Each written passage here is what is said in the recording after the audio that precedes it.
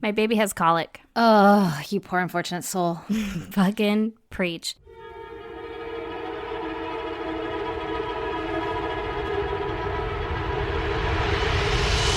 God damn! Dude, nothing works. Nothing. I know. I've had it with a kid. I actually had it too when I was little. Did you? Yeah, my poor mom. Bless her fucking soul. Ugh, I guess. And then my first baby was super colic. It sucked. My first baby was super easy. This one is a goddamn colicky mess. And everyone's like, at first I was like, I don't know why she hates me suddenly, because it was just been like the past week or something. And everyone's like, oh, is it at a certain time and it just starts? Every day? Yeah, every day and doesn't go away and nothing can help. And I'm like, yeah. And they're like, that's colic. I'm like, motherfuck. Yeah. With my oldest, it was like from 7 o'clock at night till like almost 2 o'clock in the morning or something ridiculous. Oh, God. And I didn't know what I was doing. It was my first fucking baby, man. So I would try everything. Oh, there she goes. And so if you can hear that throughout the whole goddamn episode, because we are in her witching hour right now. Oh, God. But I feel for you, man. That sucks. Is that your goddamn? No. Ooh. No, it is not. All right, Erin. Well, let me hear your goddamn. Well, Yeah? my goddamn is that I went to Tucson, Arizona just last weekend, and my sweet, precious baby boy, who's fucking 2.5 years old, has never really been the adventurous type, and so he's never once climbed out of his crib or anything. Oh, God. And we put him in a pack and play to take a nap, and we put him in my mother-in-law's boyfriend's man cave. Because it has blackout curtains, and we're like, all right, cool, let's put him in there. That'll be perfect. And He'll just sleep forever. Yeah, we put it in the center of the room so he can't grab anything, and he's never once climbed out. Oh, God. And then I hear giggling in the living room, and I go in there, and I'm like, what the fuck is this? Oh, no. Little guy's out. He escaped. He escaped. He fucking broke out. Oh, yeah. And I went into the man cave, and I look in his pack and play, and there are 3 Coronas. Mother of the Year award. Fucking preach. A PlayStation remote and some headphones. And I was like, are you fucking kidding This me? kid, first of all, is my spirit animal. Like, Yeah. those are all my favorite things. Right. Everyone's like, where'd he learn this? I'm like, I don't know. I don't know where he got this idea from. Yeah. Let's booze and play video games. Right? He almost got the bourbon off the shelf. Oh, shit. Everything was closed. Yeah, Everything course. was fucking unopened. And also, he was putting it back into the pack and play, which he could then no longer get into. So he was keeping it safe from himself. He was just, fucking piling everything up in there, huh? Yeah. Like, this goes here. Yeah. Your kid has God. this weird obsession with, like, categorizing crap. He does. Like, he puts things in places. He organizes stuff. Yeah, it's weird. Is it? Well, I mean, in my house it is. My kid's just like, here's a toy. And then he fucking, when he's done with it, he just stands up and walks away and that toy lives there forever. And then if you're like, let's play a game where you have to like line up all the cards, he thinks it's really funny to just like shuffle his feet through them. And you're like, hey, you're an asshole. My kid is like, let's play cars. And I'm like, okay. And then he gets his cars and he lines them all up. And then he goes, 1, 2. And he counts them all and he tells me their colors. And I'm like, good job, bud. This is a fun game. Yeah. He's like, there's so many. Like, yeah, there are. There's so many. There's 3.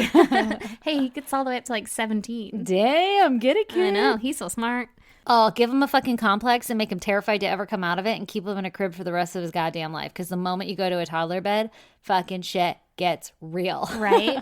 He At climbed least- out the other night and my brother goes, so do they sell lids for them? I was like, no, Matt, they don't. I think we just started a new business.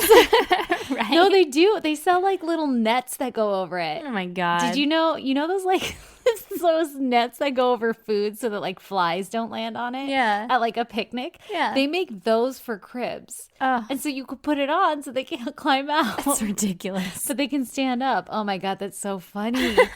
Oh shit, I'd never even thought of that. Lee and I were just like, well, he's a big kid now. Give him a toddler bed. And we fucking hate our lives every night now because of it. Yeah, that sounds like a nightmare. Oh, I have to like fucking borderline like what's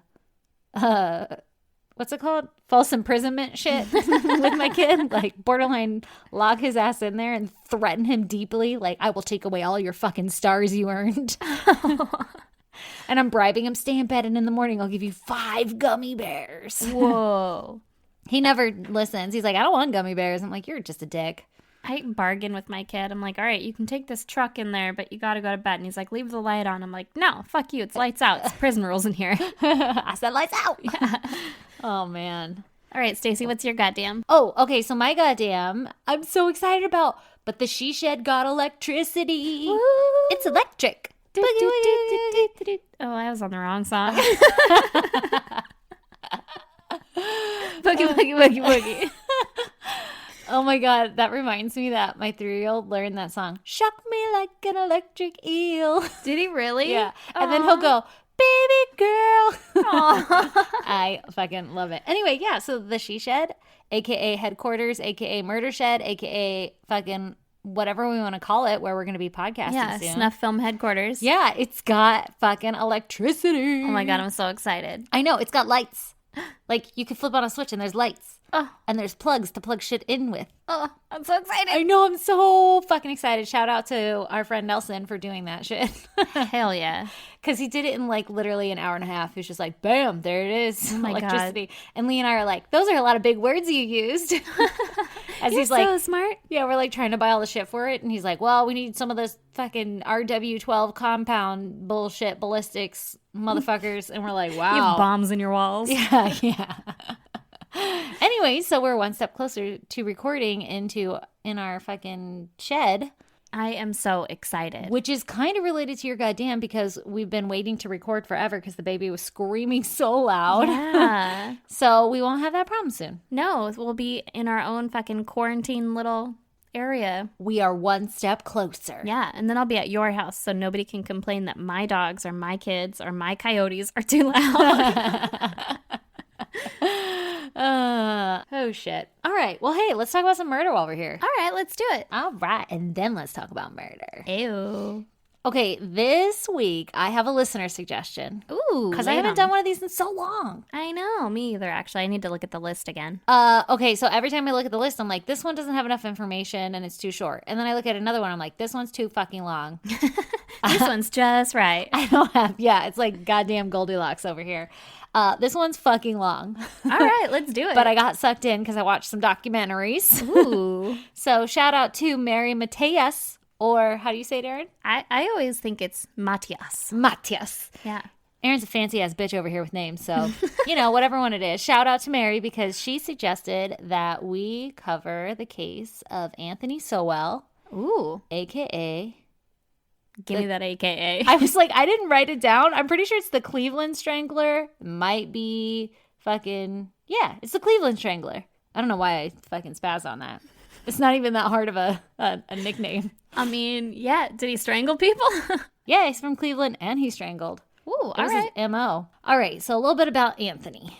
Anthony was born August 19th, 1955, and he was raised in East Cleveland, Ohio. His father left when he was young, and his mother was left to raise 7 kids on her own. Jesus. Motherfucking 7 kids. That's too many kids. Way too many kids. Get this shit. I think that's the same amount of kids that your last person had. They're all having 7. Too many goddamn kids. Nobody wanted to use that fucking birth control. Prophylactics. Y'all never heard of prophylactics? Oh, God. You sound like that fucking commercial about diabetes. Prophylactic. All right, so get this shit. You think that's insane? Anthony's sister also had 7 kids. Goddamn. Yeah, and she got sick and unfortunately passed away. So Anthony's mom took in those 7 kids also. There was 14 kids. That's too many. That's so many kids. At one time, so one of her kids had 7 kids. Bless this lady's soul. Yeah, they're fucking procreating out there, motherfuckers. Procreating without prophylactics. Dear Lord, baby Jesus. So there's 14 kids in this house. 1 mom, no dad. I mean, some of those kids are adults, though, because they were old enough to be having 7 fucking babies. Yeah. Yeah, but like, are they though? I mean, 7. You could put in some work early on. Yeah. And be like in your late 20s or for mid-20s. 7? Yeah. I said No. early. Like the moment you fucking get a period, you're like, let's just bang this shit out. And you'd still be like 30. Oh my God. Okay, so here's the thing though. We're joking about this, but like what if they didn't want 7 kids? because this shit is a rough story. Ooh, okay. Like rough. Okay, so here we go. Let me just bring it down a minute. Oh, Jesus. I like your jokes and everything, but it's really insensitive. Which is basically the MO of our podcast also. I know, right? How could I be insensitive? We're actually really nice. Yeah, right. Okay, so by Anthony's accounts, he grew up in a very abusive household, and it wasn't uncommon for his mother to like beat the children, which I mean, listen, I'm not about beating children, and what she did is actually pretty rough if what they say is true, which I'm pretty sure it is because he got fucked up. But like 14 kids? I mean, 14 kids, you're real outnumbered. You lose respect. Yeah. I'm going to put the fear of God in your ass. Yeah, yeah. Okay, so. Like we said, though, I'm a bargainer, so I'd just be like, listen, can you guys not burn the fucking house down and we can all just agree to live peacefully here? Yeah, just like burn it down, but like not this one corner. And I'm just going to sit in it. I just need a space to sit. And don't touch the fire. Yeah. It's hot. Okay. So Anthony says that his mother would wake him up with beatings. Oh. You never wake up a sleeping child. No. Dear Lord, that's how I know you're lying. Yeah. We're going to have like delusional chuckles the whole time because we're both so tired and like high on coffee. Right. Okay. On one account, one of Anthony's nieces claims that his mother forced her to strip naked in front of all the other children. Ooh. Including her own children, right? And they watched as the mother beat her with an electrical cord until she bled. Oh, fuck. Little intense. Yeah. When one of his nieces was 11 years old, Anthony himself began to molest her, which escalated to him raping her on a daily basis. Oh. Sorry, trigger warning of all of this shit. Yeah, apparently. Heads up. Well, you did say there was a lot of child abuse. Yeah. When Anthony was 19, he decided that he needed to get the fuck out of this house and all the chaos and abuse and everything because it wasn't going in the right direction for him. It's not what I'm about. Yeah, and so he joined the Marines. Okay. And he was enlisted in the Marines for 7 years, and he thrived, actually, in all the structure and the strict environment and all that shit. Yeah. I watched a handful of documentaries. One of them I will link because it's the one that I actually listened to like when I was researching, but I just watched them out of curiosity. So I don't know if I'm pulling this from memory of one of those or from what I linked to, so forgive me. But I remember hearing in one of the documentaries that he did start to kind of lose it in the Marines, and I think he married somebody. Oh, okay. And she was basically trying to save him. Like, you know, he's going off the rails with like drinking and drugs and shit, and he's going to get kicked out of the Marines. So I feel sorry for him. Like, I want to fix up the bad boy kind of thing. Yeah. I didn't write that in my notes, but something happened in the Marines. He was enlisted for 7 years and he was honorably discharged. And then he moved back into his family home back in East Cleveland. So the same home that he was like abused in and shit, he moved back into. Okay. With some fucking skills on killing. Yeah. You're not wrong. In 1989, Melvet Sockwell, who was 3 months pregnant, was having car issues outside of Anthony's home, and Anthony stepped up to offer her some help. Mm-hmm. He invited her inside the house so that she could use his phone, and once inside, he tied her up by the hands and feet using some rope and a belt, and then he gagged her with a rag. Fuck. And he proceeded to rape her and began to choke her until she almost passed out. She claimed that his grip was so tight on her neck that her body had started to tingle. Oh, God. And I guess this was like while he was raping her, he would choke her. Oh, my God. But eventually, he stopped raping her and fell asleep next to her, and she was able to escape. Oh, that's so fucking scary. Oh, and she was 3 months pregnant. Oh, That's awful. And she was just going in to use the phone. That's like a fucking nightmare. Oh my God, that's so sad. Okay, so she was able to escape, and she goes straight to the police, and Anthony was arrested, and he pled guilty on a plea bargain to attempted rape, and he was sentenced to 15 years in prison for that offense. Okay. So now, 2005, Anthony was released, and he, again, went back to go live in his childhood home. Now, as a better, more well-rounded, rehabilitated person. Oh, dear Lord. Don't go back to that house, man. Yeah. Okay, so when they released him, they made him register as a sex offender, but his DNA was never actually entered into the system. And obviously, without the structure of military or prison life, he began to spiral out of control again and drink heavily and partake in recreational drug use. Okay. Not doing so hot. Yeah. During this time in Cleveland, drugs started to become like rampant and no one did anything about it, Literally, everybody was addicted to drugs. So the people who would normally take care of the buildings and homes, like the landlords and apartment managers and shit, they were all addicted to drugs too. So they didn't give a fuck that like everything was just going to shit. Oh. So the whole like neighborhood of Cleveland like was deteriorating. Yeah. And people were leaving. They were literally just like abandoning their properties because they were like, I don't want to live in that environment. Exactly. Because everyone's on fucking drugs. That's scary. Because of this, it also wasn't rare for loved ones who were addicted to drugs to go missing for days or weeks at a time, right? Because they're on a bender. Well, shortly after Anthony was back in his childhood home, a lot of women started to go missing, surprisingly. Okay, I'm about to name off a lot of people because there's a lot of things that happened, and it was kind of hard to piece this story together in like a linear fashion, but just bear with me and let's have fun with it. Whoa. Not fun with it. That is not what I meant. You know what I mean? Okay, in June 2007, Crystal Dozier, she went missing and her family reported her missing, which was good because remember I said it wasn't rare for people to go missing for weeks at a time? Yeah. Evidently, the family went to the police and the police didn't do much about it because they weren't that shocked that she was missing because she had a history of drug use. All of the women that I'm going to name off kind of had some sort of history or have done drugs, whatever, right? Like the whole neighborhood was covered in drugs. And so the police never really acted fast on any of these missing persons reports, if families even reported them missing. Yeah. Her family did. And they had to like post their own flyers and shit and everything. Well, shortly after Crystal disappears, neighbors who lived in Anthony's neighborhood, they started to complain of a really foul smell. Oh, no. Yeah, and health inspectors were called out because it was so bad. And they're like, there's a goddamn sewer in this guy's apartment. Oh, God. Well, they assumed that the smell was coming from a convenience store that was across the street from Anthony's house. Yeah. And the owner of the store was basically ridiculed. The owner recalls that Anthony would come in on a regular basis to like purchase booze or fucking heavy duty trash bags or whatever at his store. And he said every time he came in, he smelled so bad. And the owner of the store even smelled the smell every single day. Ugh. But for some reason, the neighborhood like pinned it on this convenience store and they did everything they could to like figure out where the smell was coming from, but it wasn't them. Yeah. Right? So the neighborhood's smelling. And then 2008, Tashana Clover goes missing. And then August 2008, LaShonda Long goes missing. Again, in 2008, health inspectors were called out to Anthony's neighborhood due to the awful smell. And this time, the smell was blamed on a local business called Ray's Sausage. And it was like... Sorry. It was like right around the corner from Anthony's house as well. Yeah. Okay, so the owners of Ray's Sausage, they spent hundreds of thousands of dollars to repair their sewage system because they thought that that's what was causing the stench.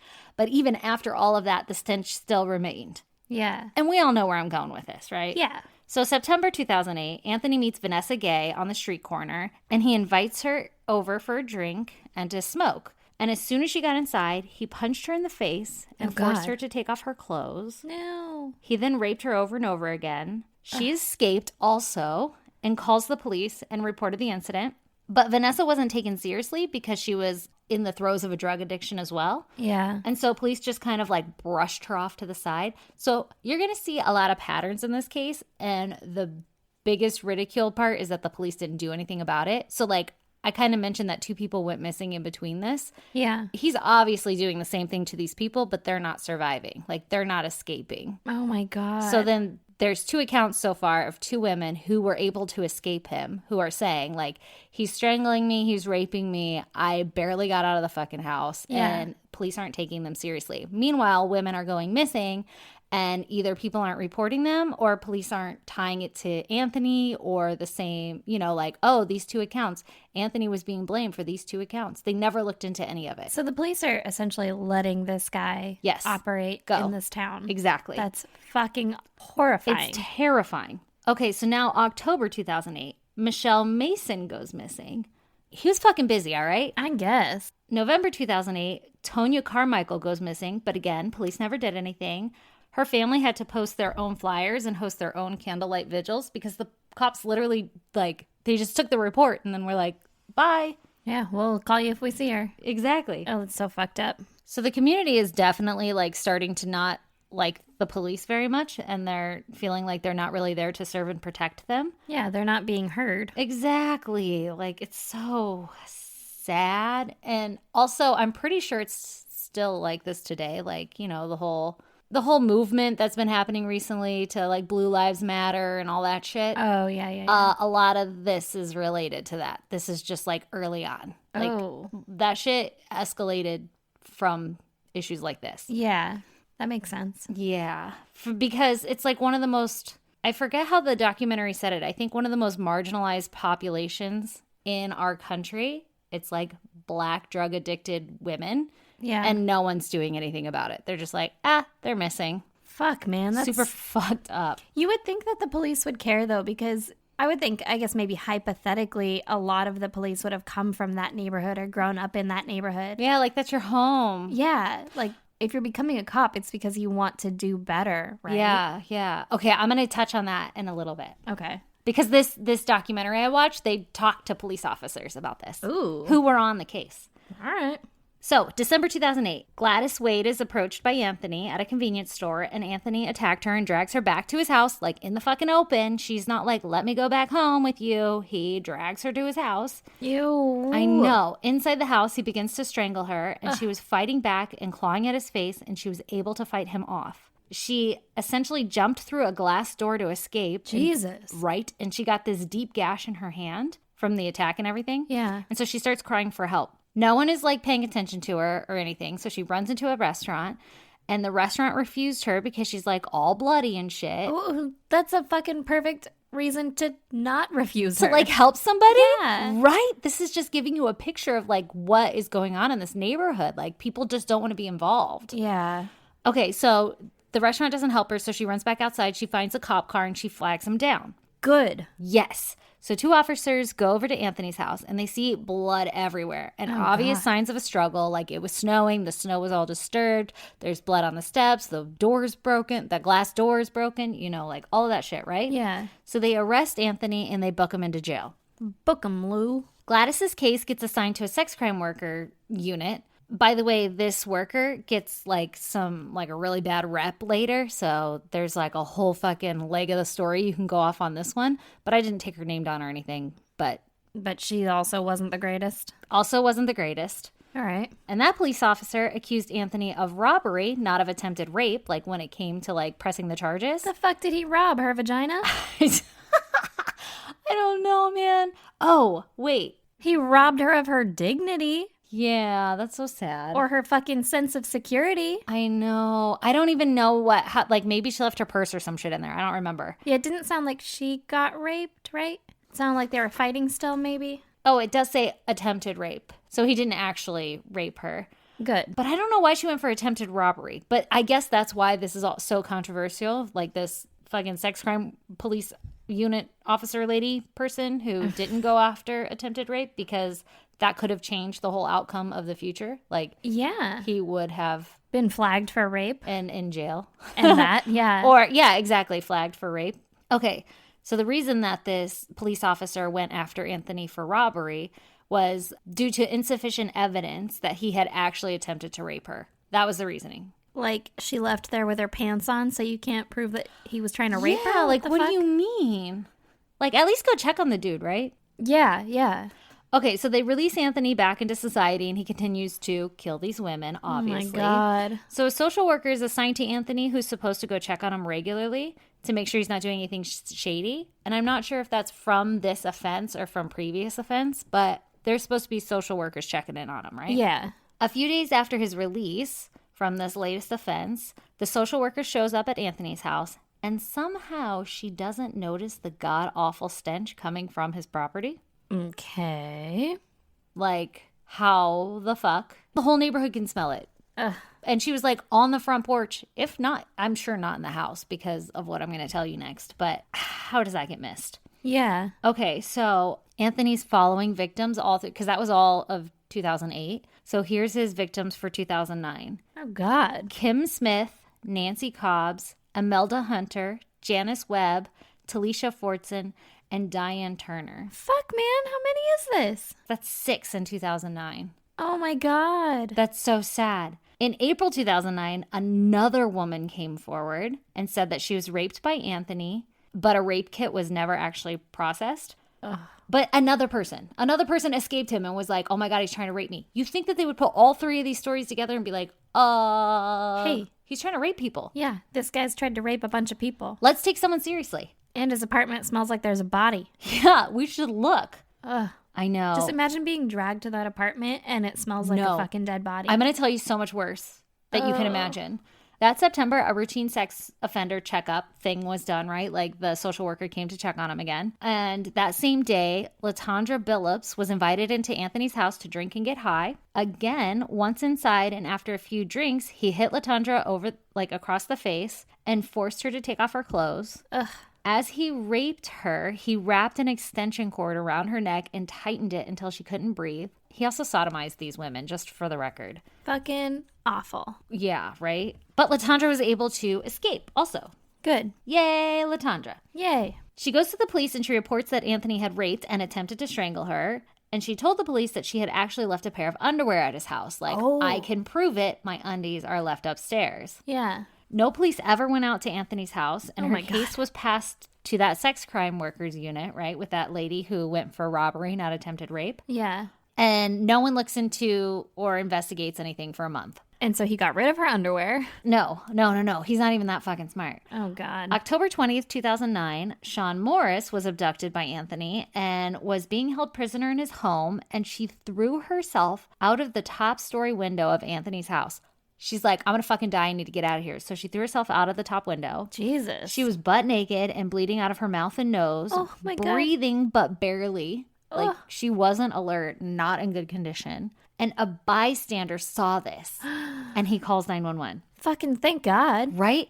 Anthony comes running out of the house, and he's naked as well. And he's like, yo, man, don't call 911. That's my girlfriend. We were just fucking, and we fell out. Like, she fell out the window. No, that's not how that works. And also, she's like, she's hurt. You should still call 911. Yeah, right? Like, even if you guys were like doing some consensual shit. Yeah. Shit went wrong. Yes, bad now. We should talk to somebody about it. Yeah. And make sure she's okay. She might need medical attention. There might be like she's fucking bleeding out of her mouth. Yeah. There might be like a fucking rib in her lung or some shit. Yeah. That's some internal shit. Yeah, so the bystander was like, yeah, I'm going to go ahead and call 911. I'm not really buying your story. And so he actually sticks around until the paramedics come. Okay. They take her into the hospital, and Anthony comes with her. No. Yeah. And then he leaves the hospital, and Sean was unconscious for 3 fucking days. Holy shit. 3 days. When she came to, Anthony called her and threatened to kill her if she ever told the police what happened. Uh-huh. And so, terrified of his threats, she never actually reports him. Oh my God. Right? On October 27th, so this is only like fucking 7 days later, LaTondra Billups' case finally moves forward. Remember how I said nothing happened for a whole month? Yeah. So it finally moves forward, and the police are able to obtain a search warrant to go into Anthony's house because her underwear were in there, right? So now we have probable cause. We're going to go look. Let's fucking see what's going on, right? Yeah. So the police arrive, and the smell coming from the home was so overwhelming that they barely got into the house when they came across a clearly decaying body. In the house. Oh, that shit was like on the living room floor, just laying there. Not even hidden. What the fuck? Not even hidden. What? Immediately, the police had to stop because they're there for like a search warrant to prove rape. Like, they're not there for a dead body. And they have to call in different police. Like, the investigators have to come in now, right? Like, don't fuck with the crime scene. Yeah. So they This is above our pay grade. Yeah, exactly. So they secure the property and they call in the investigators. And when they get there, they walked into the house and they found 2 dead bodies just laying on the living room floor out in the open. What? Like, these women who were being drug into his house, that is like the first thing they were seeing was a dead body, decaying body. There's fucking pictures of it just laying there. Oh my God, how horrifying. And like, some of them were kind of covered by trash bags, but they were decaying dead bodies. Like, how is he living in this house? I don't know. Their bodies were like melting into the carpet. Oh, that's fucking gross. Oh my God, it was so bad. Oh God. Okay, so they find the 2 bodies laying in the living room. There was another body in another room, like, of the house. Mm-hmm. One in a crawl space of the house, which was covered with like a mound of dirt. Okay. Like, he attempted to bury her, but like, it wasn't like he dug the hole. It's like the dirt was on top of the body. Okay. And you're in a crawl space. Yeah, it was weird. And it looked like it was kind of like in a wall. Like, they had to cut a wall away to see it. I don't know. It was really weird. these women had been dead for like a decent amount of time, like over a year, some of them, right? Over like, a year. I told you 2008 to 2009. Yeah. So I don't know. It's not clear to me like what order. I mean, I'm telling you the order that they disappeared in, but I don't know whose body was where. Yeah. So I'm not sure how fresh old. they were. Yeah, but the pictures weren't fresh. So investigators, they go downstairs into the basement and they find another mound of dirt under the stairwell. And this is the same kind of dirt that was in the crawl space. Mm-hmm.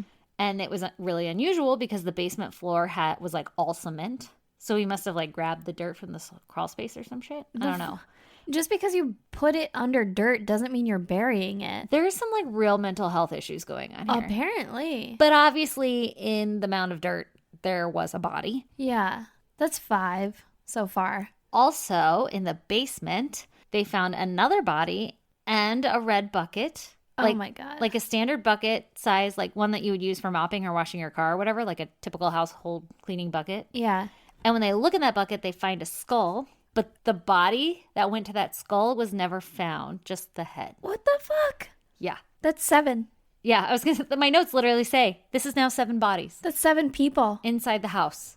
Inside the house. Not even properly fucking buried. Like just laying there. Just like knickknacks around the place. Oh my God. So like I was saying, these women were being abducted and brought into this house. And like that lady who jumped out of the window, she probably fucking saw the bodies everywhere and was like, I got to get the fuck out of here. I'm going to be another body. Yeah. Like the first chance she got, she jumped out. She would rather die on the ground out there than die in this fucking house. Yeah, at least you'd have a chance. Oh my God. That's so awful. Holy shit. Okay, so investigators are like, yo, we just found 7 people in the house. We better check the rest of the goddamn property. So they dig up the yard and they find 4 more bodies, which brings his official kill count to 11 women. Holy shit. That we actually have physical evidence of anyway. That's insane. I know. The investigators were able to determine that his pattern for murder was to start off having oral sex with the women and then vaginal. And then he would sodomize them. And while that was happening, he would strangle them, ultimately killing them. Oh, fuck. So it was like a sexual pleasure thing. He was able to lure these women in by promising them drugs or alcohol. And naturally, as always, he was very charming and disarming. So the women didn't fear him. Oh my God, I want to know what he looked like. He looks fucking creepy as shit. Like he looks like a little beady-eyed twerp. Yeah. Ugh. He came across as like their friends, right? Like in that one account, like, come in, use my phone. Let me try to help you with your car. Oh, it's broken. I can't figure it out. Why don't you come in and use my phone? Yeah, yeah. All of these women had also fallen like victim to drug abuse and drug use and shit, right? So they were heavily addicted. They were living some rough lives. He would offer them a place to sleep or come in, have a smoke, have a drink, whatever. And so they were just taking anything they could get, thinking like, oh man, I'm gonna have a place to crash tonight, whatever. Yeah. And then he would do this to them. He's preying on people who are in unfortunate situations. Yes. Okay, so get this shit, right? When the investigators are in the house, in addition to the like god-awful smell of the bodies, Yeah. it was clear that this house was not cared for at all. I wouldn't think he's fucking mopping up around the bodies. He's like, this one is my fucking, I don't know, living room ornament and going around. I know. He gets out the vacuum and you just push it up against a body. Like, motherfucker was not vacuuming anything. You mean he's not taking care of the house? You mean he's not clearing out his rain gutters? Okay, listen. This is why I said that. Because this is filled with shocking evidence. Sorry. It's full of surprises. Newsflash. Yeah. He wasn't a very good housekeeper because in addition to the dead bodies, there was rat shit literally covering everything. Yeah, you want to know what the rats were eating? I know. Ugh. He also hung fly tape everywhere to try to cut down on the fly issue that was caused by the dead bodies. And so there was just like fucking fly tape covered in flies, like overflowing in flies everywhere. That is a house of horrors. Because you can't just get rid of fucking dead body flies with some fly tape. Well, and those dead bodies probably had maggots on them. Oh my God, so many. Which will turn into... flies. You guessed it. Metamorphosis. Actually, beautiful. I'm pretty sure that's like butterflies. But, you know, I don't know. Whatever. Fucking larva. Pupae. Pupae. Is that what it's called? Pupa? Pupils. I don't fucking know. Fuck, man. What time is it? I'm tired. Right? Bug eggs. Bug babies. Oh, my God. Okay, so this motherfucker had I'm itchy.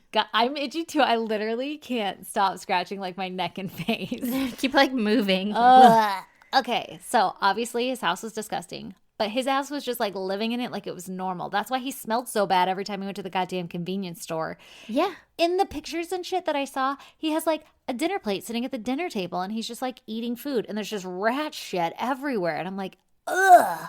That is like, disgusting. He has a cabinet full of food. He was eating and sleeping there. He took his shoes off next to his bed. Like, ugh, don't walk around with bare feet. Ugh. There are dead bodies around you. Ugh. Why are you living in that? You know, dead bodies, like, when they melt and stuff, too, it's going to go, like, into the carpet. It's going to spread out. Oh, the carpets were soaked. I'm so glad you said that because that's my next fucking point. The carpets were soaked with decomposition substances that was caused by the dead body, and he was just, like, living around the mess. I don't think I want to know this. I know. He, like, oh.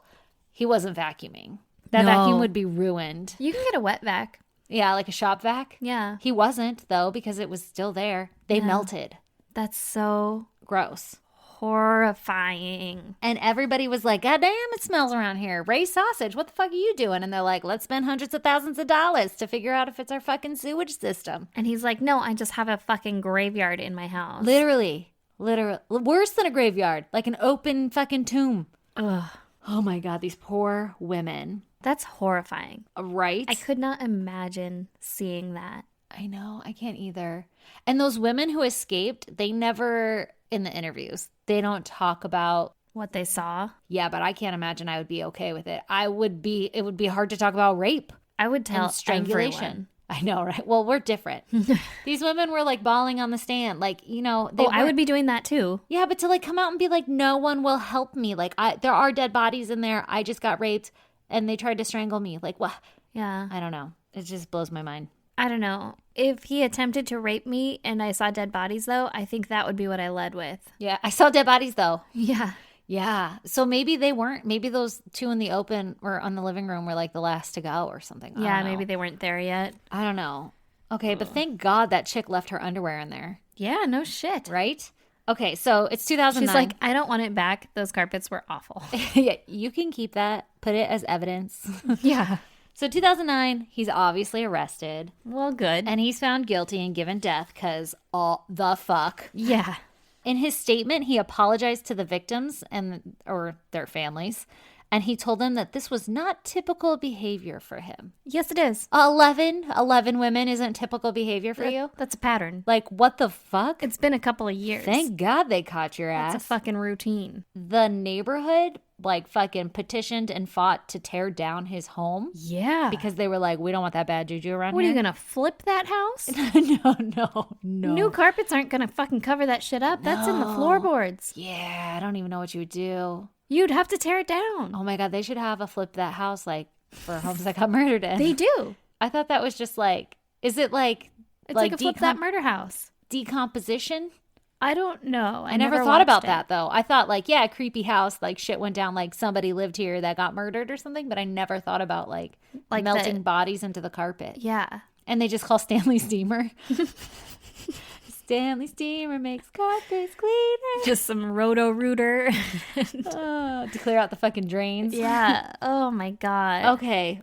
Pretty horrible. Yeah. So they demolished his house, right? And the victims' families, they were like, we want to create a very nice memorial here. And the city was like, tight, let's do that shit. And then they never did it. So it's still just like an empty lot and there's like trash in it and shit because like the next generation's coming in and they don't know what the fuck happened there. And they're like either being disrespectful or they don't know why. Like no one, even the homes around it, they moved out because they were like, I don't want to live next to this ground. Like I wouldn't either. Yeah. It's that's so some sad. Bad fucking omens in there. Yeah. So like I was saying, there's a lot of controversy over how this case was handled, right? With the Cleveland fucking police department. Yeah. A lot of people are saying that if this were an upper middle class neighborhood, they wouldn't have let the smell go on like that as long. Like they would have figured out what the fuck it was. That's fair. But because it was a poorer neighborhood, no one did anything about it. They just like came and checked, said they checked and left. Yeah. Well, in their eyes or whatever, the city can't afford to fix whatever the problem is. So they're just like, bye, whatever. Like we looked at it.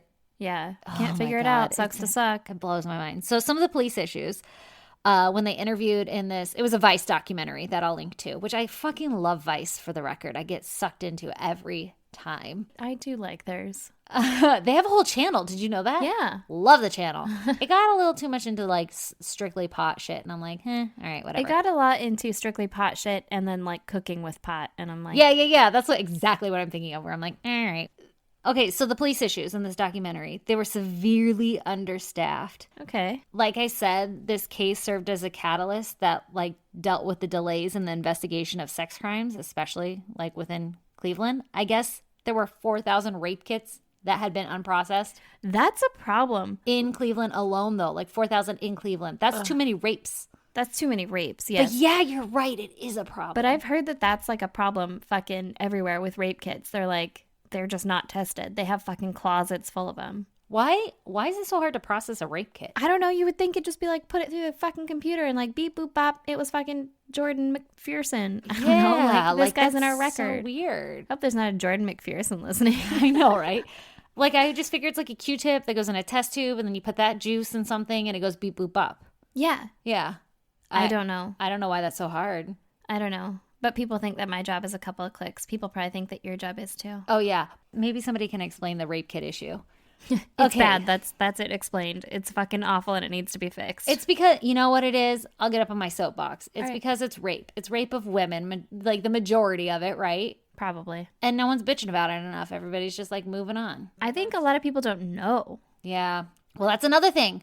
If the problem was out in our face all the time like, hey, fucking that chick got raped and nothing ever came of it and her shit was never even tested, like, yeah, that's not okay. But do you think it'd be the same if it was like a bunch of white males getting raped? No, there are all these rape kits everywhere. We'd be fucking testing them so fast. Oh, yeah. Oh, it makes me so mad, but also I don't have any means to do anything about it, so I'll just bitch about it on my podcast. Right. And everybody will be like, you're dumb, that's not why they're not processed. And I'll be like, okay, thanks for the lesson. Yeah, right.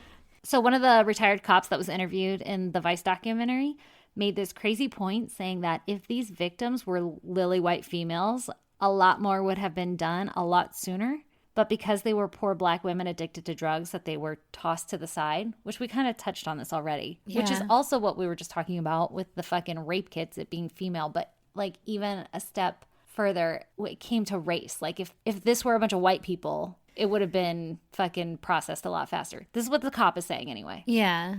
That's so fucked up. It's so fucked up. Like, what the hell? Why does that matter? It doesn't matter. Well, it shouldn't matter, and it shouldn't matter to the hospital/police department. Right? Side note, which I will get into in a future podcast, but I served on a jury, and it is insane. Like, the beliefs that people have, like, one of the questions was, does interracial marriage bother you? I mean, it's 2020, bitches, and we're in a fucking ghetto-ass courthouse. Like, the courthouse I went to was not this pristine, fancy, marble white courthouse. It's, like, dilapidated, falling apart, in the hood. And people raise their hand that they have a problem with that. I literally just learned that someone that I know very well. What the fuck? Yeah. What is wrong with people? Yeah. She was like, I don't know if it's right with God, but what? I'm not one to judge. I swear to God. Oh. Yeah. That upsets me. I was just like, well, you have to understand that they have their own relationship with God and they're going to do whatever it is. And this is coming from me, the fucking atheist, right? Yeah. She doesn't know that I'm an atheist. She would literally like shit her pants. Really? Yeah. She would 100% not be okay with me. Whatever. Fuck that person. I know. Do I know that person? No. Oh, well, okay. I think you met her once. Well, fuck them. Yeah. All right. Okay. So moving on to lesser fucking intense shit. A really great point that like one of the other retired cops made was she told the story about how one day somebody got her purse stolen and her like sergeant or whatever had 7 fucking cop cars out looking for this lady's purse, right? And they get the guy and they find the purse. And then she gives the purse back to the lady and she was like probably addicted to crack or whatever, like addicted to drugs. Yeah. And she said like, how much was in your purse? And the lady said $10. And so the cop goes and talks to her boss and she's like, man, you had 7 of us out here running around for $10? And her boss was like, it doesn't matter if it was $10 or $1 million. She deserves to be able to walk this street and not have her shit stolen. Yeah. Like, it doesn't matter how much it is. And it's such a good point because, I mean, it's easy to be like, well, that's kind of silly. Like, it's just $10, whatever. But it's like you're fucking right to not have people jack shit from you. Yeah. It's literally your job. I mean, and that was their own, like, herself, she was admitting, like, as a cop, I was like, why did you have 7 of us out here for just $10? Yeah. It's crazy. But It's your job. It's your job. It is your job. Do your fucking job. Yeah. Oh, okay. So another thing was, like, they were like, we're severely understaffed. So all these crimes were happening and they wouldn't get more police officers. So each person would be assigned like a ridiculous number of cases to where nobody could actually look at them. So the police offer like an interesting perspective, but also I'm sure there's some bad apples out there. That's true. There's so much more to the story that I did not even tell. I will link to the Vice documentary for anybody interested. But holy fucking shit. Jesus. That was a doozy. God damn. Thanks for bearing with me through it. Well, I can bring us up and then back down. You ready? Yeah, let's do it. I'll tell you a little story. Tell me about it. I'll tell you a little ditty about Ursula and Sabina Eriksson. You poor unfortunate soul. I said that earlier. It's sad, but true. I said that earlier when you were talking about your colic baby. Yeah. And then how fucking full circle is it that there's a name, Ursula, involved? Oh, you're right. Anyway, okay, give it to me. Okay, so Ursula and Sabina were born November 3rd, 1967 in Sweden. In Sweden. I knew you were going to say that. You paused just so I could. And they had an older brother and sister. So I don't have a whole lot of background about their family life or anything, but these girls are twins. Ooh, identical? Yes. So then Ursula moved to the United States and Sabina moved to Mallow, County Cork, Ireland. Oh, yeah. What? They split up? They went separate ways? Yeah. Identical twins? I'm pretty sure they're identical, yeah. But they're not Siamese, bitch. Yeah, exactly. Literally. They have that capability. All right. A little shocking, but I'll take it. Yeah, it's not one of those like, they're too dependent on each other's stories. Yeah. Don't worry about it. Okay, they're just sisters. Yeah, they're just sisters. Who shared a womb. A womb. So, sorry. So Sabina lived with her 2 children and her partner. Ooh. And now it's 2008. All right. Okay. And the women are in their late 30s. Ursula visits Sabina in Ireland in May of 2008. And no one knows exactly why, but on Friday, May 16th, in the middle of the night, the 2 women sneaked out of Sabrina's home, and it's believed that they took a ferry to Liverpool, England. When you're an adult, why do you have to sneak out of the house? I think they were just like sneaking out like from her partner and her kids. Oh. Because they're at Sabina's house, who lives with her fucking kids and her partner. Yeah. And so... I didn't know that was an option. Right. Can I do that? I thought that shit was like reserved for teenage years, but now I'm thinking like, how can I come over to Erin's house and get her to sneak out? We'll end up with the renegade. Right. We can totally sneak out as long as I'm home by like 2 so I can feed my kid again. Yeah, me too. Samesies. That's when the bars close anyway. Yeah, it'll be fine. Yeah, I'll just be fucking smashed trying to feed a baby. Yeah. Sounds safe. Okay, so it's believed that they took a ferry to Liverpool, England, right? Okay. And no one actually came forward from the ferry to say that they saw the girls on there or anything. What year is this? 2008. Don't they have like cameras? I don't know, man. Yeah, they got cameras on ferries. Well, they didn't say anything about it on there. Mm-hmm. I will talk about CCTV a little bit later, but it at least wasn't on the ferry. All right. So they're just assuming that they took a ferry. Okay. But for the record, a ferry trip from Cork to Liverpool takes about 8 hours. God damn. And I tried to look up pricing. It's in today's pricing, and it's in pounds. So... What is it? What's the number? I want to say it was between like 162 and 257, depending on when you're going to book it. And so like if we were to escape tonight, like I think you'd be closer to the 257. Oh, yeah. Yeah, that's or do you think it'd be cheaper because like they're trying to get rid of seats, Like hot sale. Could be. I mean, it could be if like you went up to the place and you're like, y'all got any seats? Hang on. Ferries, do you sit? Can you drive onto a ferry? Yeah, you can drive onto a ferry. I'm sure there are seats, but you don't buy a seat. You buy a ticket, right? Yeah. You buy a ticket onto the ferry. And there are seats. They're like pews.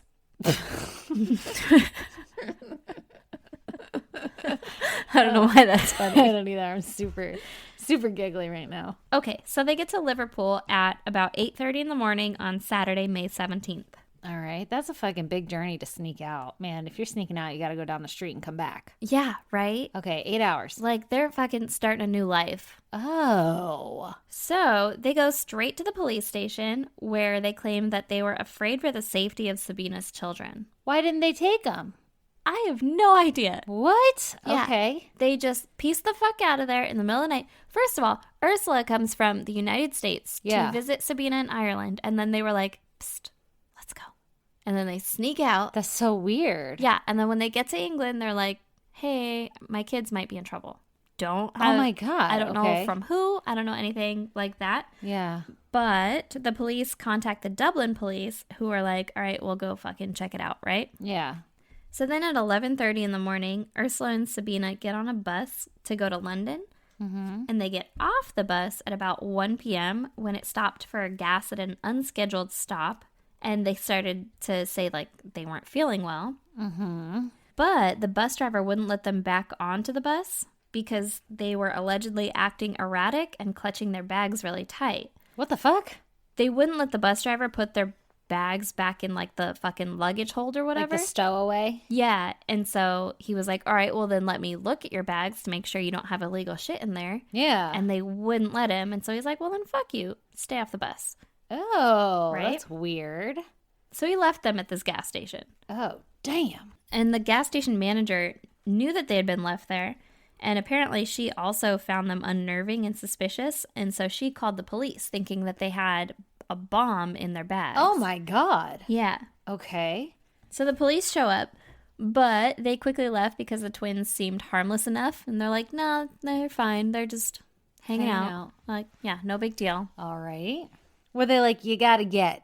People are getting a little nervous with you around. I think they did because the girls started walking. Okay. So they start walking down the median of the M6 highway, which is not a great place to walk. And it's also not legal. No. And they tried to cross the highway. That sounds dangerous. Super dangerous. So the police are called. And when they get there, the twins attempt to, like, fucking run to the other side, right? What the hell? And like to get away from the police? Yeah. Oh. And Sabina was, quote, grazed by a car. Yeah. That's not good. I don't know how you get fucking grazed by a car and that's not like murdered. Yeah, yeah. Yeah, like what, the mirror knock you? Oh, man. Fucking that scary. Sounds dangerous. This shit's on CCTV. Oh. Yeah. Does she like spinsies out of it? Like, ta-da! You can't really see her get hit by it because it's on the other side. Like you're looking at the driver's side. Well, wait, this is in London. You're looking at the passenger's side and the driver's side is the side that hit her. Oh, shit. And so it's kind of hard to see. Yeah, you can't really see it, but you see the car like stop, like, what the fuck was that? And the cars behind them kind of like start to do a little backup. Yeah. To be like, hey, man, there's a fucking lady in the street. Yeah, I just grazed somebody. Yeah. So the police that showed up happened to be filming for the TV show Traffic Cops. Ooh, is that like Cops for us? Exactly. Ooh. It was also referred to in one article as Motorway Cops. Ooh. But essentially, it's fucking cops, right? Yeah, yeah. So they get to the twins and they have them on the side of the road and they're talking to them and everything seems normal. Everything's fine.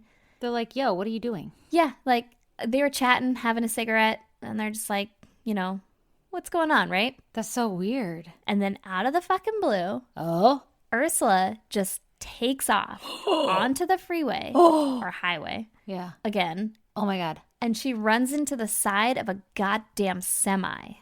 Like she got hit? Oh, yeah.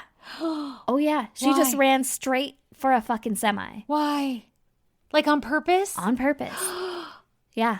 Oh my God. That's so sad. Yeah. And this thing is going 56 miles an hour, which is 90 kilometers B.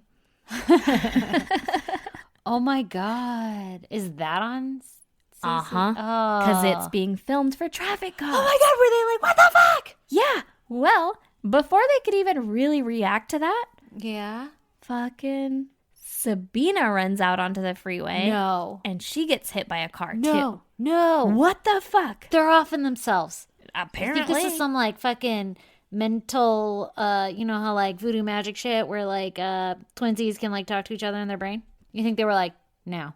Yeah. Yeah. Something like that. What There was the some hell? fuckery afoot. That's so weird. Yeah, really weird. Were the cops just like, Well, the cops tried to stop the lady. You can see like the confusion and shit where they're like, what the fuck are you doing? oh my And they God. try to stop the ladies, but they can't. They couldn't at the time. Oh my God. That's so fucked up on so many levels. One, for everybody who witnessed her just getting splatted by a car. Well, so there wasn't an actual splat. Okay. Ursula, the one that got hit by the fucking semi, Yeah. she had her legs crushed. And Sabina, the one that got hit by the sedan, she was knocked unconscious. So did they survive? Yes. Both of them? Well, let me tell you. Okay. But yes, they're both alive At this moment in our story. at this moment How in our the story. fuck do you get hit by a semi and only crush your legs? She got hit by the side. I don't know what that means. I don't know. She ran into the side of a car. I had a cat run into the side of my car once. Did I ever That's tell you that? so weird. It knocked No. my bumper loose. Did it die? No, Huh. I don't think so. That's how you get grazed. I guess. She got grazed twice She got grazed twice. by a semi. Her ass got grazed by a semi. Well, actually, Sabina was grazed, Oh. and then Ursula was grazed by the semi. No, that's not, you don't get grazed by a semi. How the fuck? Well, How did it crush her legs? Like, did it run over her legs? I think so. Oh Yeah. my God, you're so lucky the cars behind you stopped. Fuck, right? Oh, man. Okay. So Sabina was unconscious Yeah. for 15 minutes. Damn. They didn't call paramedics? What the fuck? Oh, no, they did. Okay. They did. Paramedics are there, and Ursula is refusing help from them With her crushed legs? with her crushed legs. How? Like, she can't move or anything, but she's screaming at them, insisting that the paramedics aren't real and that she had seen them before. And so she's like, I've seen you before. You're not a real paramedic. She's What? fighting them. She's What? scratching them. That's drugs. She's screaming at them. That's Okay, drugs. so you say that's drugs. I Yeah. will tell you now instead of later. Yeah. There was no drugs or alcohol involved in this. What the fuck? None at all. Voodoo dolls. Possibly. Wait, how are you gonna refuse medical attention and not be on drugs when your legs are crushed? Like, something's going on. Something's definitely going on. Because Sabina gets up off the ground after being unconscious for 15 minutes. Uh-huh.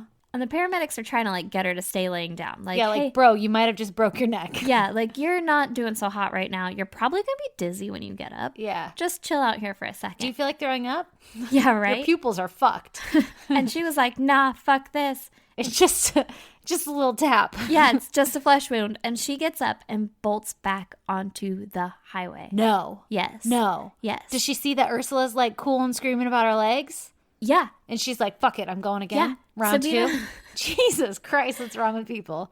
Sabina was like, they're going to steal your organs. And that's what she screamed right before she ran back onto the freeway. Stop.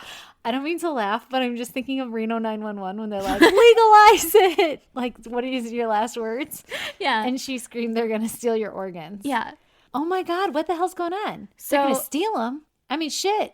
There was You're still alive. It's cool. They're not going to take them until you're dead. Yeah.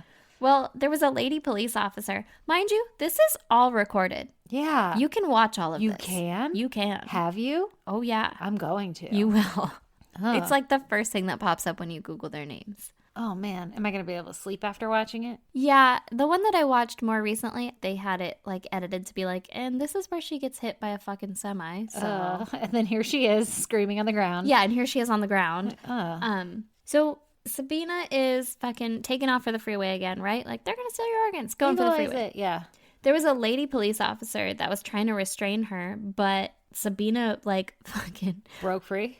kind of, yeah. The lady police officer like grabs Sabina's arm, and Sabina's wearing a jacket, and so she like strips out of the jacket, does a sweet spin move, and just keeps bolting. And the lady police officer was knocked down, and the lady gets up, and it's kind of sad and also kind of funny. But the lady police officer gets up and like looks back at the camera and like the other police officers, and is like, "What the fuck, man?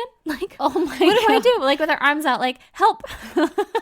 And Put the fucking Sabina's camera like down. running behind her onto the other, like over the median to the other side of the freeway. What the fuck? Yeah, and so it takes literally 6 police officers to fucking subdue her and get her back to a cop car. So she didn't get hit again? No. Oh my God. No. By this point, I'm sure traffic's at a standstill. Like, what the fuck is going on? Traffic was at a standstill on the side of the highway that they were on. Oh, but she's going for the other jumped side. over the median to go to the other side. And the lady police officer, when she couldn't stop her, and after she like flagged down to be like, hey man, is anybody else gonna tag in here? Yeah. She like waved her arms at the cars to be like, hey, You better slow stop. down. Yeah. Don't fucking come over here. So it was probably slowed down anyway, because you know how traffic is stupid. Yeah, like one of them old rubbernecks. Exactly. And so she did not get hit again. And then they carried her back over the median. They get her into a police car and they handcuff her and sedate her in there. Oh, good. Hey, I didn't know police officers could carry sedation around. Well, the paramedics are still there. You're right. Yeah. Either way. So Ursula was airlifted to the hospital with fractured legs. Oh my God. And Sabina was taken to the hospital, but she wasn't injured. And she was maybe brain damage, but we don't know. It's all internal. definitely a concussion. Yeah, bare minimum. She got fucking hit by a sedan. 15 minutes unconscious. Yeah. You're Oh. not feeling good when you wake up. Yeah, there's some shit wrong. Yeah. Also, the sedan, like, you can see her body imprint basically on Dear like the Lord. windshield and the Not even a broken bone, huh? no And no drugs. no drugs. It's so weird. And she gets up and fights off a police officer, fucking starts running, and it takes 6 people to, and they're carrying her. Are you sure there's no drugs? No drugs. That's so weird. Yeah, Okay. yeah, Bath salts. fucking no drugs. Okay. So Sabina's not injured. And Okay. she is released from the hospital 5 hours later after only being charged with punching a police officer. And disturbing the peace. Like, what the fuck? And trespassing on a highway. Stop. Yeah. That's a thing. That's an offense? Apparently. Like, that shit is private property. I trespass on that shit all the time. In my car. Yeah. So she was sentenced to 1 day in custody, but she had spent the night in the police station, so she was let out the next morning. All right, we give you 1 day. Yeah. Oh my God. Time served. So Okay. I said she was released from the hospital. She was released from the hospital into police custody where they were like, hey, we're going to charge you with fucking punching a cop. And loitering. And yeah, loitering on the freeway. And so she's released, right? Okay. Surprisingly, she was not real concerned with her sister's well-being or status or anything in the hospital. By the way, they're like in the middle of nowhere, right? Like, Yeah. it's not like they're home. They're not at a hotel. Like, what are you doing? What are you just like, okay, I'll hang out here for a minute. Let me go to the park. And wait. Exactly. Yeah, they're in a strange place. Yeah. Like, she has nowhere to go, technically. That's so weird. So it should also be mentioned at this point that the police at the scene allegedly talked amongst themselves about giving the women a 136. Ooh, Which- 86 them. Yeah, we're going to 86 them from fucking England because they are not doing great here. Got a weird reputation. Just get them out. So a 136 is a mental health act that basically says that the police can keep a person who seems mentally unstable until they can have a mental health assessment. Okay. That seems reasonable. Yeah. Well, they were talking about it on scene, and I guess it's on the traffic cops video, but it was retracted from the traffic cops video because it's not on it now. I think the police asked for it to be retracted because the girls didn't get that. Oh, they didn't follow through. Yeah, they didn't follow through with it, and so everyone's like, fuck. Like, you Take that knew out. that you should have, but also you didn't, so that's kind of fucked up, right? Oh, okay. Yeah, so they obviously didn't do it because, like I said, Sabina's released. Yeah. So when Sabina was released from the police station, she was given her possessions in a clear plastic bag, including a laptop and $1,300 cash. Oh, so there was no bomb in her purse. No bomb in her purse. And she's wandering around Stoke-on-Trent, England. Whoa, I thought you were like explaining her demeanor. Yeah, right? Like, she was stoked on Trent. Yeah, I was like, what? I don't know what was with Trent, but he was pretty great. But like we were talking about, it's an unfamiliar city. She has Yeah. nowhere to fucking go. So she's wandering around. Yeah, she's just wandering around. And she was released at, I think I said 11:30 in the morning. Uh-huh. It's now 7 p.m. She's just walking the streets, and she sees 2 guys out walking a dog. Uh-huh. And she asks them if they know of any B&Bs nearby. Yeah. Let me get that bed and then that breakfast. Exactly. She's like, y'all got some of that breakfast? Uh-huh. Haven't eaten in a while. Got hit by a sedan back there. I'd like to take a nap. Yeah, she got grazed and then hit. Jesus. So the guys were Glenn Hollensheed, who was 54 years old, and Peter Malloy. Okay. According to Peter, Sabina was acting nervous, but Glenn was like, doesn't matter to me. She seemed normal. She seemed totally cool. Don't go to a B&B. Come to my house. Oh, bad idea. Always a bad idea. Unfortunately, probably for this guy. Well. I forgot his name. Glenn? Yes. Peter? Glenn. Okay. It was Glenn and Peter, but yeah. Glenn was the one with the bright idea. Glenn was the one with the bright idea to bring her back to his house. She gonna eat your face because for sure that's bath salt. There's no way. She's a goddamn zombie. So Sabina agreed, and she goes back to Glenn's house with the two guys, and she was acting really paranoid the whole time. She kept like getting up and looking out the windows. That's weird. Yeah, and at one point she went to smoke a cigarette, and she gave one to each of the guys as well. But before they could light them, she snatched them back from them, saying that they might be poisoned. That's probably what's making her fucking high. Yeah, whatever's poisoned in the cigarettes. Probably what's fucking, that's the bath salts. Yeah, maybe she did him a solid. Right? She's like, don't take those. I don't want you to go crazy too. Yeah, we need some sane motherfuckers around here. So at about 11:30 p.m., Peter Malloy decides to head home, and Sabina stays the night. She apparently was pretty comfortable there because she ended up staying for the entire next day as well. Oh, damn. Which fucking, he doesn't know you. Like, yeah. You don't know each other. Yeah. That's so weird to me. This is a bed and breakfast, not a lunch and dinner. Exactly. What are you doing? Yeah. How can you be so comfortable in a stranger's home? That's so weird. Yeah. Okay. I mean, it's not the weirdest thing she's done, so I guess I'm okay with it. I guess that's true. So around dinner time. Yeah. Glenn is making dinner, and he goes... He's like, what you want, stroganoff? Right. He goes over to his neighbor's house, Frank Booth, and he asks him to borrow some tea, because apparently in England, a lack of tea is enough to make a person talk to their fucking neighbors. Yeah, that's like running out of fucking sugar over here, huh? Yeah, I guess. Even though I'd still be like, guess this is going to be a salty-ass meal. Yeah. Or go to the store. Yeah, exactly. I would never go to my neighbor and be like, can I borrow some milk? No. I think in like other neighborhoods it's normal, but not ours. No. Or I it know used to my be. neighbors. Yeah, your neighbors are like you're on a mountain though, so there's that. That's true. It's like you gotta fucking hike at least a solid 2 seconds to the next house. That's fair. And then a lot of stairs because nobody's fucking doors are on house level. No. Floor level? What? You know. Street level? Yeah. Driveway level? Uh-huh. You know what I'm talking about. All those. At any rate. So Frank gives Glenn some tea, and he's like, good luck, buddy. Yeah. Enjoy your life. Yeah. Enjoy have this some tea. Then according to Frank, Glenn goes home and then comes back out of his house a minute later, or less than a minute later, staggering out with blood everywhere. Oh, God. Saying, she stabbed me. Oh, no. Poor Glenn. Yeah. So Frank called the police, and Sabina fucking takes off, right? Oh, Lord. Glenn ends up dying from his stab wounds. And allegedly, Frank said that Glenn's last words were, look after my dog for me. Oh, my God. That's the saddest part. I know. Of everything that you've said. I know. This whole time. But at least the dog's alive. Oh, Glenn, he seems so nice. He just wanted to give her some tea. Seriously, the nicest guy in the world. Ugh. Come stay at my house and then stay all day, and I'll make you fucking breakfast, Stroganoff? lunch, and dinner. Yeah. Like, that's...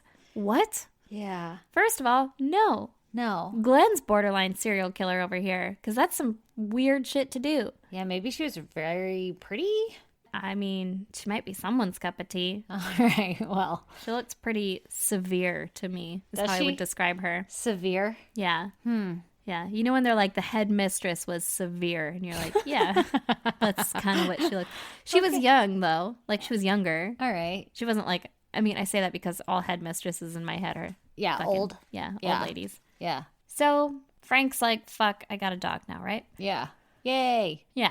So police are looking for Sabina, and there's a guy named Joshua Grattage. I don't know if that's how you say his last name. Probably crushed it. I feel like I did. Yeah. And he saw Sabina hitting herself in the head with a hammer. What? While, like, That escalated. running down the street, right? Just simultaneously? Yeah. Yeah. No. Really? Yeah, she's like walking down the street / running down the street. And then they said sporadically, rhythmically hitting herself in the head, I That think is doesn't what the make article sense. said. That's why I didn't quote it, because I was like, that's not how rhythms or sporadic can't stuff be sporadic. Works. No. Good God. Yeah. That's weird. So I take it as just occasionally, every once in a while, she was hitting herself in the head with a hammer. Yeah. So she's sporadically, systematically, routinely hitting herself in the head, rhythmically hitting herself in the head, right? Yeah. So Joshua, being a good guy, gets out of his car and he tries to restrain her. But stop hitting yourself in the head with a fucking hammer, you crazy. Yeah. And she reaches into her pocket and she hits him in the head with a roof tile that she had. Just a tile? Yeah. Like one of those terracotta ones? I think so. It's the only kind of roof tile I could imagine. Yeah, because ours over here are super floppy and made of like asphalt and cardboard. Those are shingles. Yeah, so then I was thinking the next thing are the terracotta tiles. Yeah. I don't think they're actually terracotta. I think that's just their color. Really? What would they be? I don't know. I don't know why I guess I'd never thought about it. I don't know why I need to know what you think the material is, but like... Why wouldn't you just think they're terracotta? I don't, because terracotta doesn't seem very sturdy. No, they don't have to be sturdy though. It's just to keep it off. They seem more sturdy than flappy cardboard and tar. That's fair. That's fair. Touche. All I right. don't know, man. I don't know. But do you think they have terracotta in London? Oh my God. Doing these late at night are a bad idea. It's a bad idea. It's a real bad idea. Oh, fuck. I'm pretty sure they have terracotta in London. Okay. Good talk. Glad we talked it out. So, tile. So, she hits him with this tile. Did it hurt? Probably. Okay. Or it could have shattered if it was terracotta. Either way, he was like, fuck, all right, whatever. Keep fucking hitting yourself then. Why didn't she just use the hammer? I don't know. She just wanted to stun him. I thought the same thing. Maybe he got the hammer away from her and she was like, joke's on you. I still got this fucking roof tile in my pocket. It's like the shh pocket sand, but it's pocket tiles. So, okay. All right. Back to serious because... Yeah. Shit's about to get real? Yeah. Okay. So she's running again, right? Yeah. A lot lighter if she doesn't have a hammer and a fucking roof tile. Yeah. And she gets to a bridge. Uh-oh. And she jumps off this bridge. Was it over water or was it... No, it was over a highway. No, not again. And it's a motherfucking 40-foot bridge. Oh, shit. She ain't gonna survive that. She survived. What the fuck? The basalts. It has to be basalts. She survived. How? She broke both of her ankles and she fractured her skull. That's it? Yeah. I mean, your skull's pretty serious, but like... Yeah. Did she hit a car or she just land? It didn't say if she hit a car or not, but I would only imagine that you'd hit the ground and then get hit by a car. Oh my God, I'm just thinking like her feet hit first and then her head went forward and that's how she cracked her skull. Oh, yeah. God damn. But also it was like almost 8 p.m. when Glenn was stabbed, so there's probably not heavy traffic on this highway. How does one survive a 40-foot jump? Apparently by putting all of the cushion in your ankles. Yeah, that sounds awful. That's where the fucking impact zone is? Yeah. That's the fucking buckle zone or whatever on a car. It's your ankles. Lord. You don't do that. Oh my God. Okay, carry on. What happened? Okay. Were they like, what the fuck? Probably. I would be. In fact, I was when I was reading this. I was like, what the fuck? That's so weird. So she's invincible, right? Pretty much, yeah. She gets arrested for the murder of Glenn. Yeah. And when she was discharged from the hospital on September 11th, she was taken into custody by police. And Ursula was released this same month and goes back to America, like from her fractured legs, right? Yeah. She gets released. She goes back to America. Was she acting normal the whole time in the hospital? I mean, probably. Okay. They didn't say that she wasn't. Yeah. She wasn't trying to stab people or jump off of freeways? Yeah. She was never charged with a crime or anything. What? She probably could have been charged with the trespassing on a highway. Yeah, she was fucking loitering also. But they only gave Sabina a day for that. Yeah, so she served her time in the hospital, I guess. Okay. So she's just like, deuces, I'm out. That was crazy shit back there. Yeah. Yeah. Going back to America. You're bad for me. Yeah. And so September 1st, 2009, Sabina's trial started, and Sabina pled guilty to manslaughter with diminished responsibility. Oh. She answered no comment to every question, and the video of Sabina and Ursula running into the highway was never shown during the trial. Uh-huh.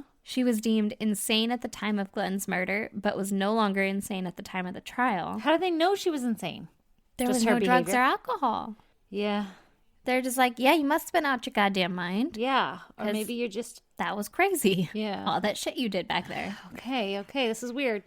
So they claim that she was a secondary sufferer of folie à deux, Ah, yes. which is French translating to a madness of two. Okay. Which basically says that her insanity had been transmitted to her by her twin. What? Yeah. So they're only insane together. Apparently. And they gave it to each other. Yeah. That's not a thing, is it? There's cases like this? I mean, there's this case like this. What? I don't know. I'm still convinced it's bath salts and they didn't test for the right thing. Right? But that's like Drano and shit. I'm sure they'd be like, well, there's fucking house cleaner in her pee. I don't know if there's cases like this before this one, but they have a fucking word for it. Yeah, so. that's what's like shocking me right now. That's I so don't weird. know. Okay, so she's insane when she's around her. This is the first time it's ever happened, by the way. Yeah. And no one explained like why we were fucking running out into the street. No one explained why they ran out to the street. Fucking Sabina's partner and kids never came out. Well, I don't know if they did come out and say anything, but I couldn't find anywhere where they were like, yeah, she's fucking crazy sometimes, or anything like that. Or like, this is totally out of character for her. I don't know. Like, what happened to that police report when they were like, go check on the kids? And they're like, yeah, we'll check on them. Were they like, what the fuck, bro? We just woke up and they're gone. I don't know. So weird. So Sabina got 5 years in prison, and she was released in 2011. She only got 5 years? Yeah. Oh, I guess because she was insane at the time of the murder? Yeah. And she probably changed her name because no one knows where she is. Oh, good. Yeah. Hopefully she's not with fucking Ursula. Hopefully. Evidently they be transmitting that shit. They got the folie à deux. So some people blame the police who were allegedly talking about the 136 that would have put a hold on the twins until their mental state was determined. Yeah, fucking Mark wouldn't have gotten murdered. Glenn. I don't remember anyone's name. Yeah, but Glenn yeah. wouldn't have gotten murdered. Exactly. Glenn wouldn't have been murdered. He would have never met her or anything. Like, he'd still be hanging out with his dog. I just met you. And I'm a little crazy. But I'm going to stab you and then fucking hit a guy with a roof tile. Yeah, what the hell? Yeah. That's so weird. Where'd she get that roof tile? You had to get on a roof. I mean, maybe potentially one slid off. I don't know. It did not say if anyone was missing a roof tile nearby. This is so weird. Also, fun fact, the twins had no history of mental health or criminal records. Oh, good. Yeah. That's So, fucking weird. basically, they just went absolutely fucking bonkers, and they tried to kill themselves with no explanation other than a transmitted psychosis, and no one knows why Sabina stabbed Glenn, and you should absolutely watch the video of the twins running onto the highway, I'm gonna watch it and I'm gonna link it. because it's fucking insane. That's so weird. It's so freaky to watch, too. Weird. Because it's like, literally, like, out of the blue. And just one of them takes off, and then the other one's like, oh, fuck, are we now? Okay. We're doing it? And then just goes too. And they're like, what the fuck? This has to be, there's no way that it's just like we're fucking next to each other, we made each other insane. I mean, I don't think that's actually a thing. No. I mean, I bid you adieu, get out of here. Whatever that shit is called. I bid you adieu. And that's why they ran onto the freeway. Yeah. So I don't know. I have just as many fucking questions as you do because I've never heard of this shit. And I'm 1,000% sure that shit was drugs and they just didn't know what the fuck to test for. it could have been. I'm 1,000%. But it was 2008. So, I mean, that's like, that's fucking bath salt height of bath salt abuse. I feel like that was the height of the bath salts. They were licking the bath salts and they were like, I'm all jacked up. You don't all remember jacked shit. up on the salts. So they don't remember that they licked the bath salts. They smoked them. I don't know. I don't know. I would have loved to be on that fucking jury, though. Oh, god damn, me too. That would have been confusing, though. Would have been hard. Yeah. Because I'd be like, you weren't insane. Yeah, I'd be like, no, but what was it? Yeah. Because there's got to be something. But maybe it was like just a fucking sporadic twinsy mental thing? illness. I don't believe in the twinsy thing. It trips me out. I don't know. I'm not a twin. Alexis, Lauren, Tell us about it. can you guys, Not fucking freak out. can you not fucking kill anyone? Can you be cool, man? But also, can you like let me know if there's a fucking, you guys have some telepathic shit going on? They'll never tell us. No, I right? would never tell.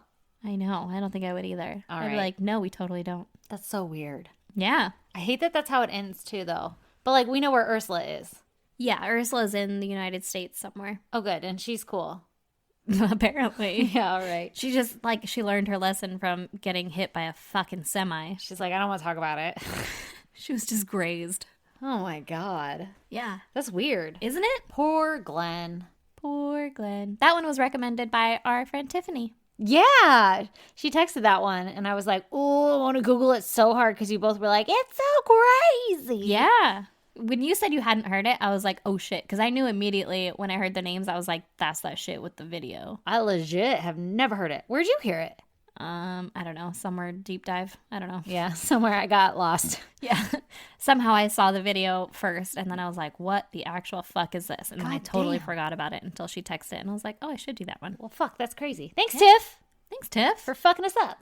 Right? I'm going to be suspicious of every twin. Right? Get out of here. Are you guys in a psychosis right now? Or how you feeling? You guys feel like carrying- you can talk to each other, or are we cool? are you carrying a roof tile in your pocket? How's that hammer look? All right, lady. Yes. Close this bitch out. We have a package to open. Oh, yeah. yeah. Please hold. Okay. This is from April. Yay! So, for everyone that doesn't want to listen to us open this package, you know the drill. Oh, yeah. Our closer. Instagram, Twitter, Facebook, Yeah. ISGD Podcast. Yeah. Uh-huh. Email isgdpodcast@gmail.com. Please email. Website isgdpodcast.com. Uh-huh. Patreon merch links are on there as well. Oh, yeah. I'll put the fucking videos up. Oh, yeah. The video and the video. Both of them. Two of them. P.O. Box 2764, Spring Valley, California 91979. And that is where I picked up this lovely fucking package. Oh, great segue. Thank you. Are you ready for this? Yes. This is from April. Yes. I'm so excited. You got off. It's priority. Yeah, it is. This bitch is in a manila envelope. Mm-hmm. It's for sure anthrax. I'm about to open it. Don't tell me that. It's too lumpy to be anthrax. All right. Ooh. Same times. I gotta pee.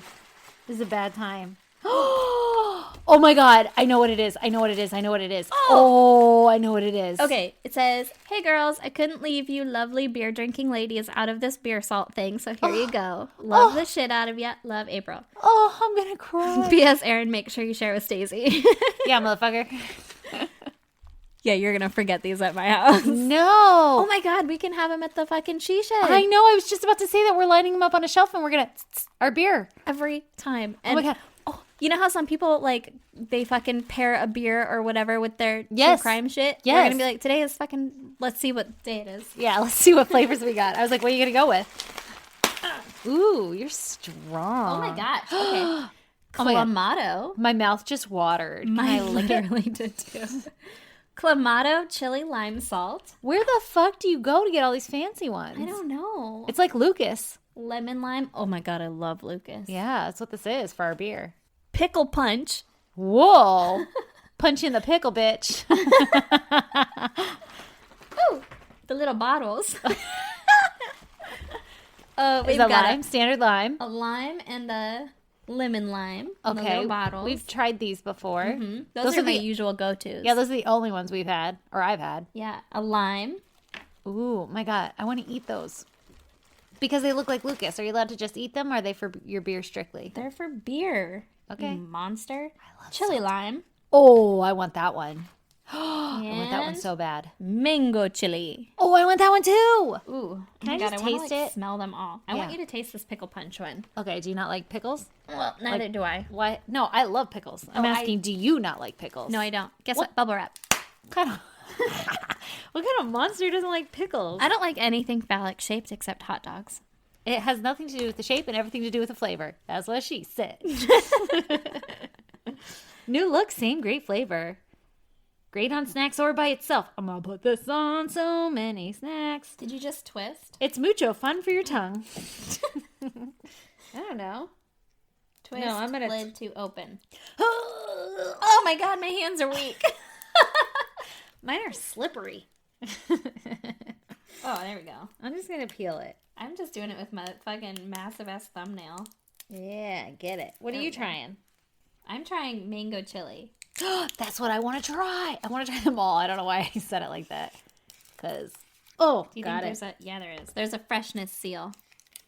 This is like open up a goddamn spice packet. It is like opening up a gut. It is a spice packet. Oh my god.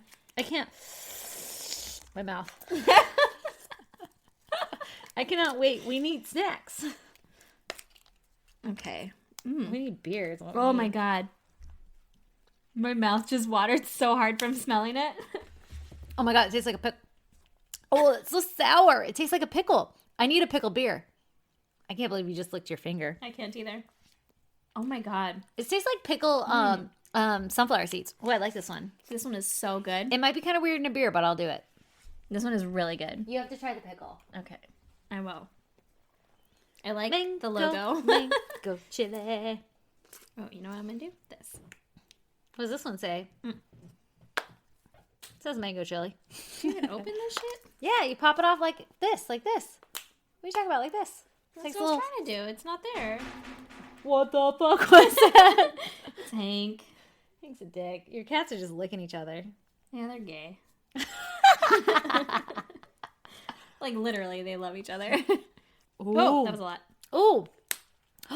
Mango chili's like baby Lucas. I shouldn't have poured so much. She doesn't like pickle. She doesn't like the pickle sauce. Oh my god. Oh, I heard it go. All right. Mango chili? Chili lime? Yep. Or a clamato? I'll do chili lime first. The mango chili tastes like baby Lucas. Yeah, it does. That one is really good. That brought back some like childhood memories. I'll just fucking pour that shit into my mouth. Yeah, right into my mouth. Whoa. Oh my god. We need to do this with beer next. Yes. Maybe that'll be like part of our first video. Maybe. Just getting smashed trying beer salt. Everyone's like, yeah, we don't care what the fuck is in your beer. I'm Tell gonna us try about the murder. chili lime. Oh, I have to open the freshness seal. No, I'm doing chili lime, bitch. Oh, I'm sorry. I'm doing clamato chili lime. Smells so good. I think this one's going to be my favorite. Okay. Ooh. Here we go. Here we go. This one smells very tomatoey. Yeah, That's what clamato is. Yeah. It's the motto part.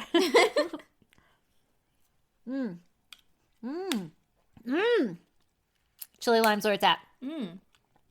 Ooh. Goddamn. The clamato's actually pretty good. Goddamn, chili lime is my fave. Okay, let me try clamato. Let me try this chili lime. Oh, it's just called chili lime salt. Chili empire. I don't know what I just tried to do there. This one is perfect for your micheladas, your red beer, or your Bloody Marys, y más. What are your red beers? I don't know. This one tastes like Old Bay Maybe that's why I like it. with a splash of lime. This chili lime one's really good too. These are fucking titties. Do we need to taste the lemon and the lime? No, we know what those taste like. Okay. I can't wait to put them in my beer. Same. Oh my god. Thank you, April. You are a fucking champ. You're a goddamn doll. You're a goddamn. Doll. Yeah, you're a doll. I don't know what you are, but I just looked over and I can see Hank in the shower. So there's that. He's literally laying down in there. Yeah, he is. What a weirdo. He popped his head up when he heard his name. Like, what? Okay, well, I think that's everything. Don't you think that's everything? I do think that's everything. We love you all. You're awesome. We love you all, but you're so especially you, April. Yes. All right, guys. Till next week. Toodles. Bye. Toodles. Toodles. Toodaloo. Motherfucker. And if you're all caught up on our podcast, stay tuned for a promo from True Crime Lab. Welcome to the True Crime Lab, a show from Jay and Rude Boy about true crime. Join us as we cover topics like notable and unknown crimes, serial killers, cults, white-collar crimes, the occult, aliens, the Hamburglar, killer clowns from outer space, haters of Monty Python, the Irish. Jay, dude. With deep dives into stories, narratives, and thorough research, we hope you learn something new about even the most discussed cases. We never make fun of the victim or the victim's families, but we sure as heck make fun of the criminals. Because, well, they deserve it. We'll be covering topics each week, so you'll always have something fresh to listen to. We can be found on Apple Podcasts, Spotify, Spreaker, Stitcher, and everywhere else you get your stories. As we traverse this crime-laden world, don't forget to subscribe, rate, and review to let us know what you think about our show. So enter the True Crime Lab with true friends talking about true crime.